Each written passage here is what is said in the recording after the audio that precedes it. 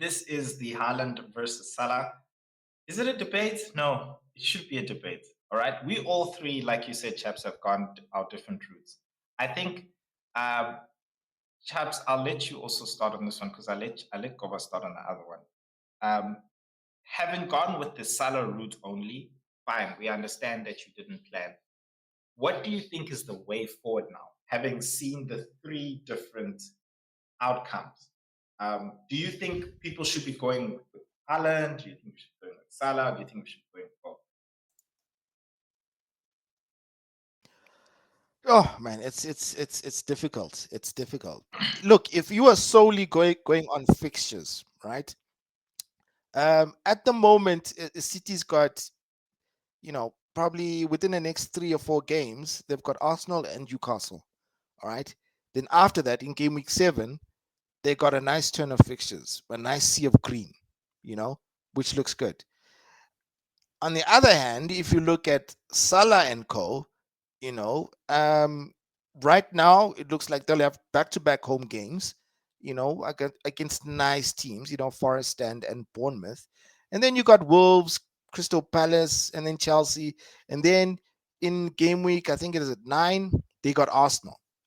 So it's really difficult, it's difficult. But seeing how Haaland has started the season, right? Right now, I'm sort of leaning to actually trying to have both, eh? I think having both is the way to go, to be honest. Um, because Liverpool has got nice fixtures, you know, all the way up until 9. Even game week 10, they got Brighton at home. That's not a bad fixture, you know. But I think because Haaland has started so well, I think he's got back-to-back hat tricks, if I'm not mistaken, Mm. or he's got 2 hat tricks in 3 games. Anyway, yeah, just because of that, I think having both might be the way to go, eh? Okay. I mean, Okay. the yeah, I know that the downside to that is that the rest of your squad might be, might suck or might Yeah, will not have that much depth, but you'll have the biggest hitters in the game, in particularly Haaland and Salah. So but majority of your points will come from those guys. that's what I was actually about to ask, UG. You've got a squad that's got both Haaland and Salah. Do you feel like you've had to sacrifice players? Like, do you, which players do you actually want in your squad if you didn't have if you only had Haaland or Salah? Or are you really that content and feel like, nah, I actually haven't sacrificed anything? Yeah, no, definitely it was a sacrifice. I think like for me, the thought process was, okay, starting the new season, let's look at, do we really need Salah and Haaland in? I looked at the fact that both of them didn't have any international duties. They weren't playing in any tournaments, so they had the full preseason, both of them. Salah had a full preseason, Haaland had a full preseason. They were both fit. Also considered the fact that last season, it's very, very difficult to get them in your team once you've already selected a team, purely for the fact of their price value. They're very pricey. So it's either you're going to take a hit, make 2 transfers to get one in, um, or you're using your wild card. So for me, it was very easy because I knew that, one, they both fit, and I'd rather start the season with them in the team. Obviously, before they even started performing, that was the thought process. I'd rather start with them in the team and then work off of them. So obviously, I had to sacrifice. You'll see in my team, I had to go for 4.5 million keepers. I had to make sure that the bench was pretty much none of your popular players. I was more looking at experience, game time, um, and yeah, I mean, if you look at the numbers now, they both have contributed 41 points, and that's Yeah, crazy, guys. it's In the level. first 3 game weeks, Salah, on the other hand, he's not working as hard as Haaland. Like, I mean, he got the same amount of points as Haaland through getting assists, through the clean sheet. bonus points, chaps, that we are clearly highlighting that Bruno could get. So for him, I mean, he's sitting on 4 assists, if I'm not mistaken, 2 or 3 goals. That's 41 points, with the clean sheet points as well. Then you look at Haaland. I mean, he's got back-to-back hat tricks. And with him as well, he's not doing much, but he's Yeah, scoring the goals. but he's scoring the goals. You give him a small space and he will punish. So definitely, if you can get to them, it's better that you have the both of them. But funny enough, even with the sacrifices that are made, I still have something in the bank. But I'll leave that when we actually go to my team. But I Yeah, think it really helps if you get them in early than later. Because I mean, also if you look at Haaland now, he's not going to be this price the next 2 game weeks. Best nah, believe he's it's not. only going to get harder. Yeah, You know. yeah. I think for me, just to round it off, really, when it comes to this, I think Chap said it best once. I mean, when there was always the huge debate between Messi or Ronaldo, and he said it depends on the team that you put around them. It's not about, oh, Haaland is the best one to go with, or Salah is the best one to go with, or even having both of them as the best one to go with. It's for me, I think it's actually about what is the rest of the team that you build around that team. Because yes, I'm sitting here at top 2.5k, and I'm better than a person who's got a Salah team and better than a person who's got a Salah and Haaland team. But I think there are people above me who've got a Salah team. There are people above me who've got a Salah and a Haaland team. And that's because of the players that they've put around them. So if you want to go for either or, whatever direction, I think the main focus here is not Salah or Haaland or both of them. It's really more who are the players that you're putting around them, that is actually going to get you to edge those people's rank, your rank over people's rank. But that said, let's actually jump into your team, Goba. This is your team, and please confirm this is your team, Goba, before Chava goes and claims it. Like he's claimed a rank and he's claimed No, I his did. rank and claimed I a didn't good claim team. anything. Wow, why are you telling lies? Jeez, come on Because you now. could have said something. You could have said something. You could have said, whoa. No, said late. He was in dreamland. He No, was like, "Oh my Like, word, oh, wow, this No, is my no, no, team. no. This is my dude, rank. such a team." Oh, man. This No, is I good did being not. back on the show. Not claim that was my rank. I did not claim that was my rank. I was just waiting for you to actually say something to, notice your error. So Very well. yeah. Very well. Anyway, All right. go ahead. Tell us about your team. Yeah, Kat. No, this is the team. With Mohamed Salah and Haaland. So yeah, like what I had to sacrifice. I sacrificed definitely the keepers. There's a whole lot of managers who've got Henderson. Also had Areola at 4.5. Purely to try and maneuver the funds. The defense as well. Your Konza, Vario, Saliba. Pretty much the stock standard that most managers have. And then the midfield. That's where really I had to play around with the funds and look for guys that are starting. Smith Rowe, as soon as I heard that Arsenal is letting him go, he's going to Fulham. I knew. Yeah. That's my guy. He's going to be starting. Very creative midfielder. He can score a goal. And he's gonna get 90 minutes in and out, without a doubt. Before Diogo Jota, I had Eze there. You know, that manager's itch. Where you put a player in, he blanks twice, and you're like, you know what? I'm shipping you out. Next thing he gets 10 Scores. points. Jota blanks. But yeah, it's one of those things.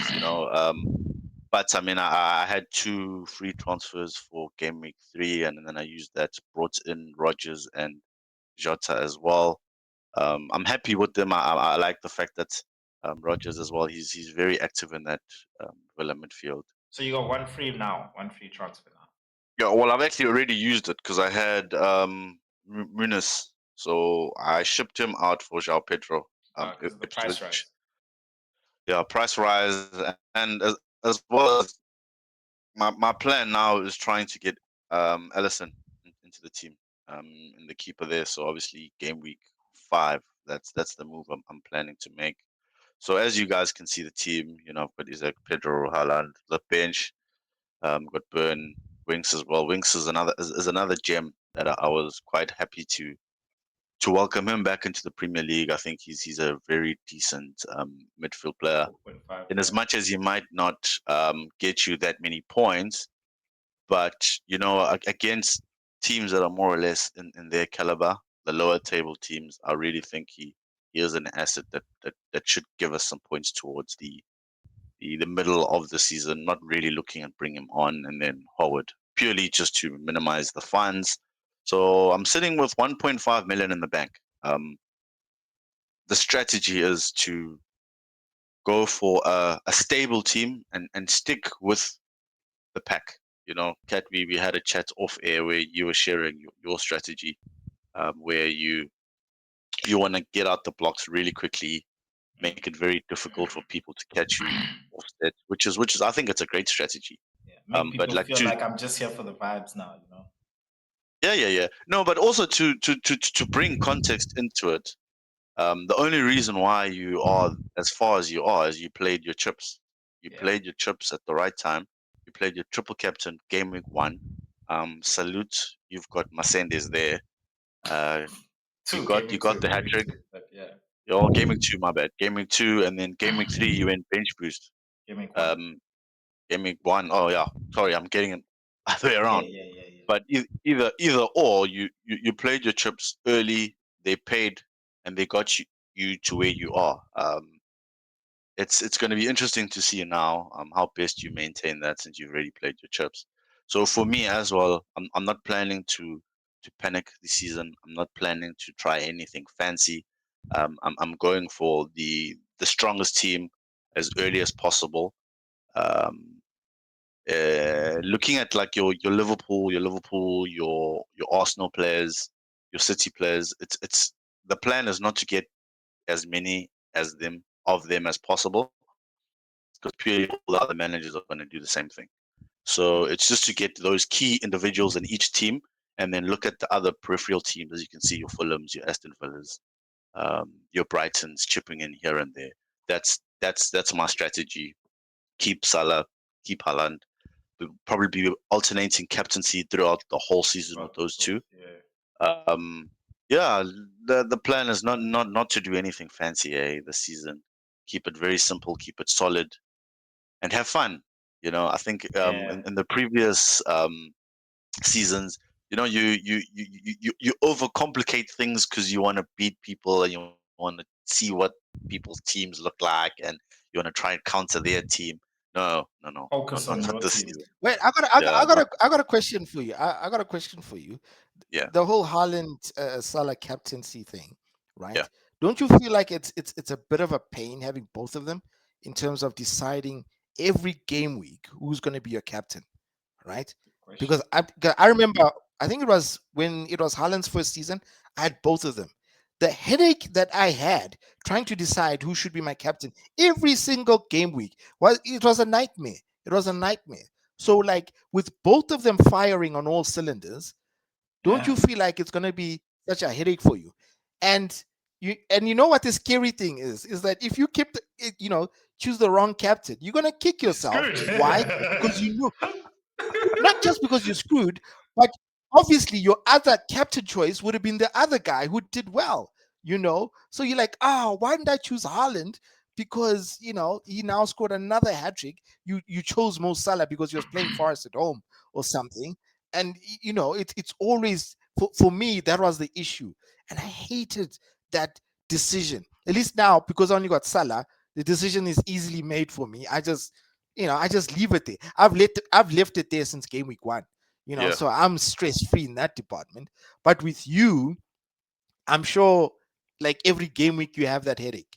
Yeah, and for me, I want to say, who are you captaining this game week? Because for me, I see the captaincies on Haaland. But if I had Haaland and Salah this game week, my captaincy is on Salah. For me. Because I also know that Brentford is like a bogey team for For Man City, yeah. City. We all know this. They're like some weirdly them and Crystal Palace had some weird thing on Man City. Yes, Man City's at home, but who are you captaining this game week? And yeah, is it a brain? Is it yeah? Is it a headache? Captaincy headache? Yeah. No, well, I think for me, Haaland is he's the guy. You know, he's the guy until he drops the ball. I really don't want to be caught in between the two. Who to captain? The most important thing is as long as they're both in the team, if they contribute to me getting points, I'm happy. I'll take that. I really don't want to be wasting my energy, between the two. It's not necessarily going to help me that much, because most managers either they're going to captain Haaland or they're going to captain Salah. Some don't have either or, So for now, it's going to be Haaland.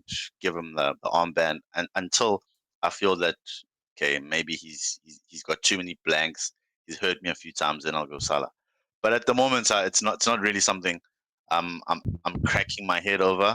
It's just that looking at how Liverpool is playing now and Slots. Arne Slot, they are not as forcefully in terms of being direct.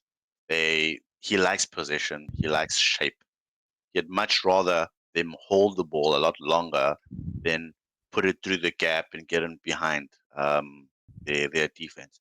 So I do feel that even how Salah will be playing, it's more going to be from the midfield, playing the ball through to your Luis Diaz, your Diogo Jotas, not necessarily him playing a high line trying to get up there. I don't see him doing that. But on the other hand, when you look at Haaland, he's Haaland. What he's doing right now, he's not even trying.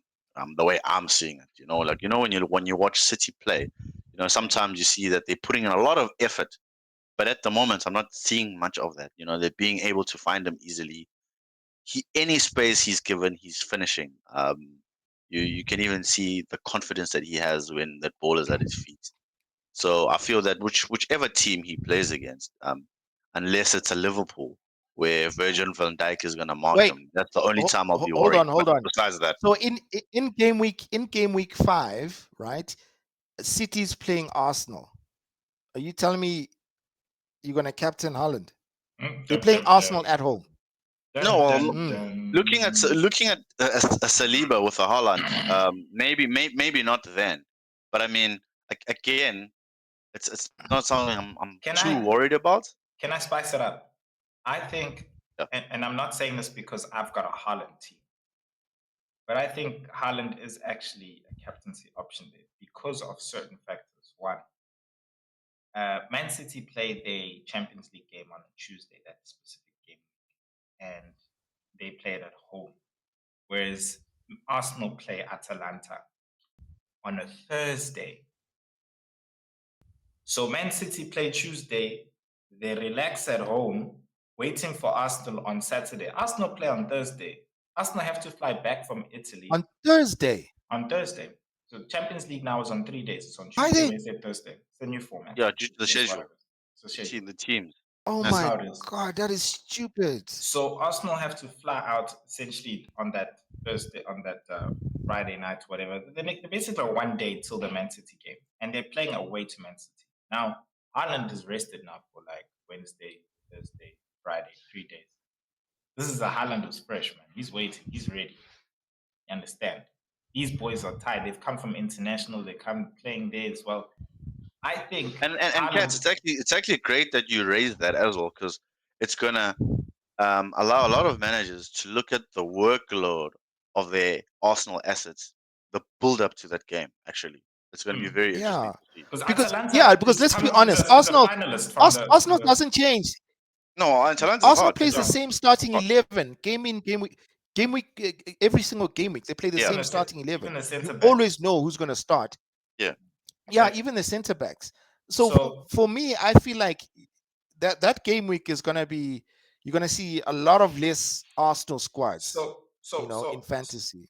Yeah, so for me, my point here is with you guys as the viewers, and G, everybody's gonna flock to captain Salah and bring in Salah. And I had to think about it myself because I also thought about taking a hit to bring in Salah just for that game week. But then I thought to myself, no, man, let me look at things here.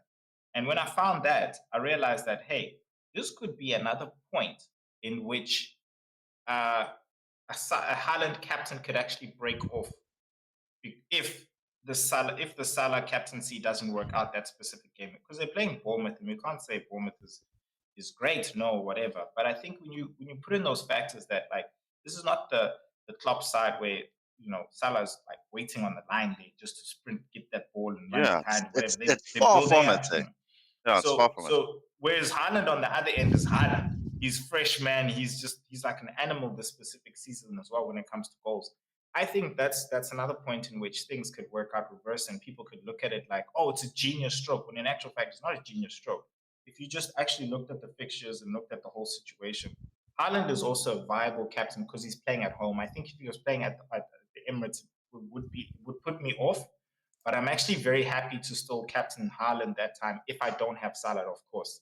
So yeah, that's just me spicing it up there when it comes to the captaincy. But guys, this is a great way for me to say, if you actually want to check out what a Haaland draft looks like, please check out the video that I put in together over there. That will actually show you a very nice Haaland captaincy. And if you actually want to check out a Salah draft for your wildcard, then check out the video down there.